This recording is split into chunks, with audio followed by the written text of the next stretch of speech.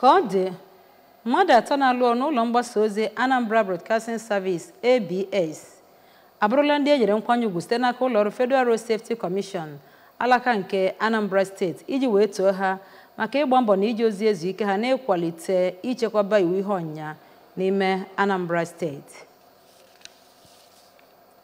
Isi ụlọ ọrụ nchekwa ekwugo na ịga n'iru nke ndị agha na-aga n'iru etu ha si alụ ọrụ gburugburu ala anyị bụ iji wee kwado nchekwa etiti. Ya bụ ọrụ ha dịka Director Defense Media Operations Major General Edward Bubasi wee kwuo bụ otu n'ime amụma eji n'aka bụ nke gbadoro anya n'ịbagide ndị ọnụọna ndị isi ekwu ọnwụ nakwa ndị ajọ nwesị Owere wee ba nne ha afọ ndị ọzọ ka e wee fụ na ekposara ha ghasa ọnọdụ ha ma ọ bụ manye ha ka ha rube isi. Princess Ekwela jide nke ụlọ ọrụ anyị na Abuja wetara akụkọ a n'uju.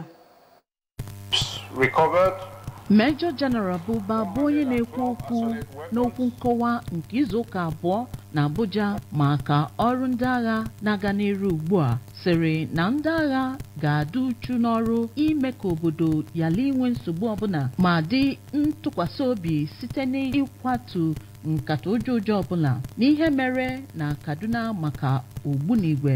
Ọ sịrị na ndị agha kwụ ndị na-eru uju n'azụ ma kasie efe obi. Major General Buba kwuru na a na-eneba anya na ya bụ ọgbata uhie ka ọ na-ekwu okwu maka ihe mere n'izu ụka abụọ gara aga ka Major General Buba kwupụtara na ndị agha gburu ndị mmenye ụjọ mmadụ 80 ma nwụchikọ 304 n'ime ha. O kwukwara na ndị agha jidekwara ndị ohi mmanụ 52 ma rapụ mmadụ 14 ndị ntọ tọrọ. O kwuru na ndị agha jụrụ ndị ohi mmanụ inweta ife karịrị nde naira 3.4 na mpaghara ndịda.